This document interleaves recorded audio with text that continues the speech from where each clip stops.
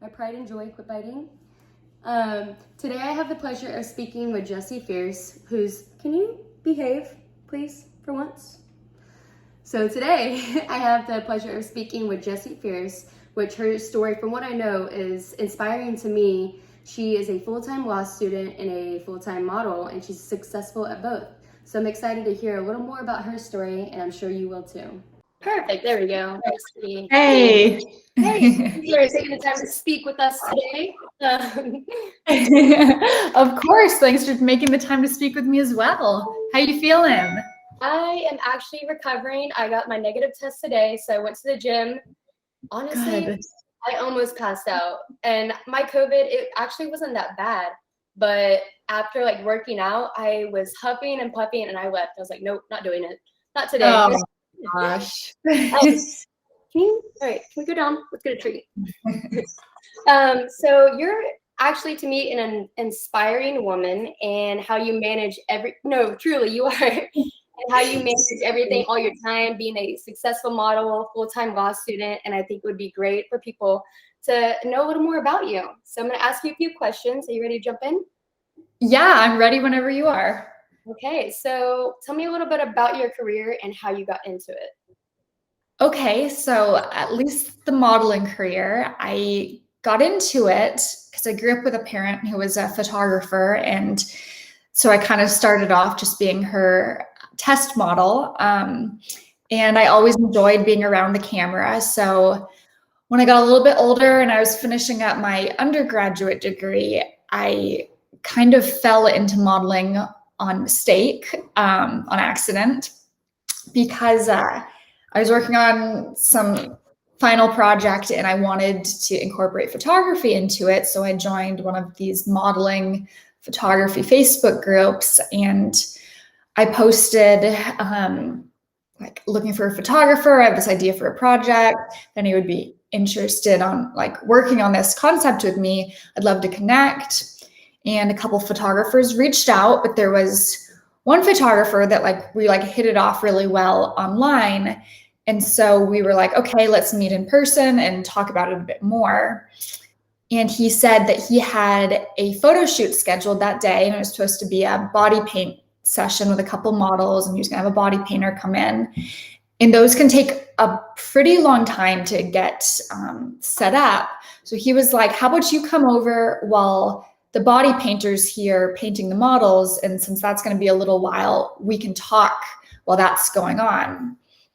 And so I showed up that day, and lo and behold, both of his models flaked, but he still had paid a body painter to be there. And so we kind of panicked. It was like, well, would you be my model? And I was like, sure, why not? And I didn't know what I was getting into. I had no idea how to model. I had no idea how long a body paint session was going to be. I was like, I got there at like 10 a.m. I was like, I'll be home by noon, right?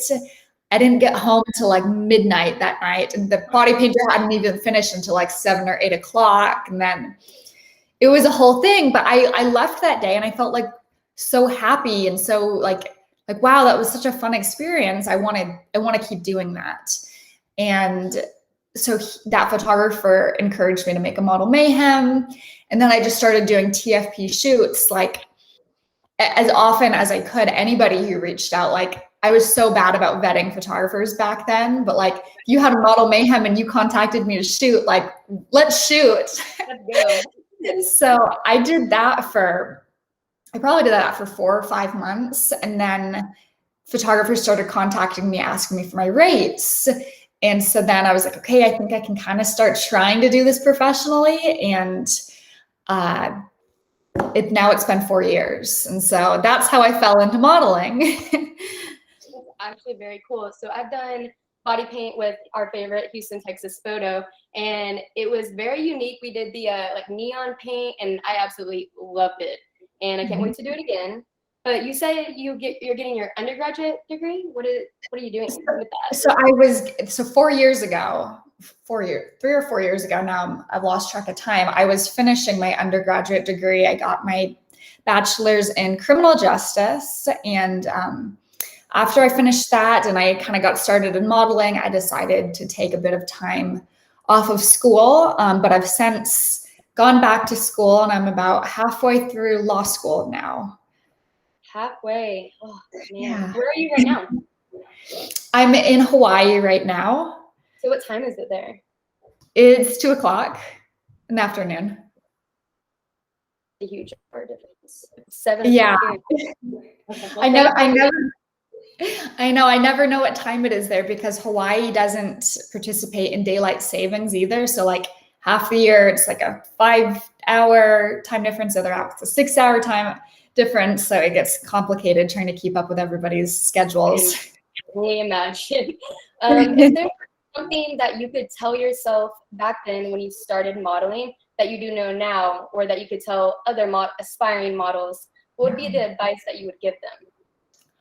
Oh, there's so many things, but the most important thing would probably be don't work with somebody just because they have a model mayhem, like, or because they have a camera. Like, ask around, find out if those people are like good individuals, if they have good references, if ask other models that they've worked with if they would work with them again, and get a good idea before you show up to a shoot if that's like a quality individual to collaborate with, because as many good people as there are in the industry, there's also a lot of really dangerous people to work with. And I learned that the hard way, definitely my first year and a half of modeling. And I would have saved myself a whole lot of grief if I had properly vetted photographers or companies even. And yeah, so if I could go back, I would be a little bit pickier about who I selected to work with. So find a good model mentor, or just be a better advocate for yourself. So would you say doing research, trying to figure it out on your own, or is there specific sites that you use that would help them? Yeah, I'm trying to think specific sites. I mean, Model Mayhem is good because they have like I think they call them references or verified credits. I think that's what it is. And so you can kind of click through there and like contact people through there. And it's not that popular of a site, so it's hit and miss if you'll get responses. But Instagram is, yeah, I am on Instagram. It's good to be on Twitter. But for like actual resources, it can be, you have to do a lot of it on your own. And I'm hoping, as more models get together and start working on bigger projects, that there will be more resources, hopefully soon, for them to figure this industry out. So I do follow you on Instagram, and I am obsessed. I like every photo. So do you do premium content? You have an OnlyFans, or have you had one? Yeah, so I've been on a couple different sites, and when I first got into modeling, well, after a while I'd been into modeling, the popular site was Patreon, and I'm still not even sure if that's how people pronounce it, but that was the first site that I got on and was selling content on, and I made any money. When I first started was like exciting, big money, not knowing what was possible in the industry. Yeah, it was like, wow, like even, a couple extra people, that it's like one less shoot you need to book per month. But that site kind of went downhill because they got really restrictive on what type of content they would permit people to sell and upload. And so I don't use that platform anymore, and I transitioned to OnlyFans, and I was there for, I want to say, about 2 years or so, and that was good. It had its ups and downs as well, but I have not actually uploaded new content there for probably about a month or two now. I've been trying to slowly transition off of the platform because I don't completely align with a lot of the decisions as a company that they've made. And that's one of the reasons that I've been trying to focus and upload more of my content onto My Model Friend, so we can build that up. And hopefully now that I'm making the transition off of OnlyFans, it'll be a smoother entrance onto MMF. Yeah, from the articles that I've read, it seems like OnlyFans is stepping out of the space, and I've heard of even like accounts deleted, which is crazy to me. But I mean, I guess they didn't do it the right way, the legal way, which I'm sure you can tell us all about eventually. But what makes it different on My Model Friend? Why do you choose that one? Do your morals align more with their business structure? Yeah, absolutely. So I think a big problem I have with OnlyFans is its primary income is adult creators, but they don't actually advertise. Like they have a wonderful, following and name to them, but when they choose to advertise, like, oh, this creator's on our account, it's a celebrity, or it's not actually right. It's not actually the creators that have built that platform. And that I think bothers me a little bit, because if I'm going to make money for a platform, they take 20%. I want them to be just as much about me and about the type of creators that I align with. And I don't think that's really their vision. And that's their loss. So I wanted to be on My Model Friend because I think it's going to be a platform that stays true to their creators and their base. And that's really important at the end of the day. Absolutely. And I mean, with OnlyFans, I had one a long time ago, and I had to figure out everything on it by myself. It was right when COVID happened and nobody was making money. And I basically had to research and figure out how to do everything on my own, because it wasn't very user friendly in finding it out. And then they kept changing policies. Like, I was super stoked about the referral program, and I was making like money on these girls, like doing referrals. Hey, join this. And then they changed it that you only get it a year. And I was like super bummed out, because I mean, that was a lot of money to me. Maybe not for some people, but that's where I put my money at. And it was almost disappointing, because they just like give you something and then took it away. So it was very sad. But so with your degree, do you think that you will use it within the adult space, or helping other women, being like a voice for them almost?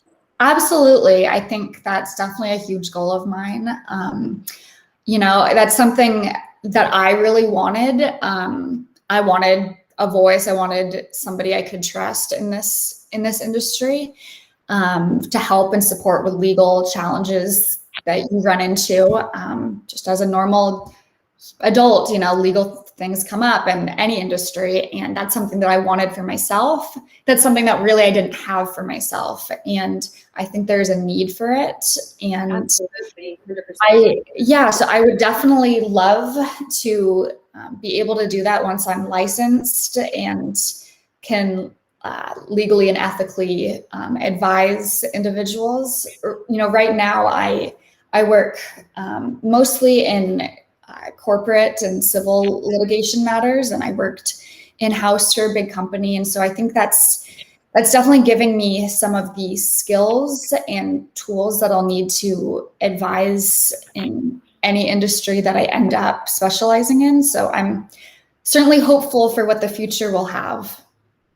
Very exciting, and it's very inspiring. Again, I could ask you questions all day, truly, I could, but I know we are pressed for time. And that means that you definitely have to come back on and speak with me more, because I'm sure everybody else wants to hear you. I definitely want to do. And Sybil, so I look forward to speaking with you very soon. And thank you again for coming on. Of course. Thanks for having me, Taylor.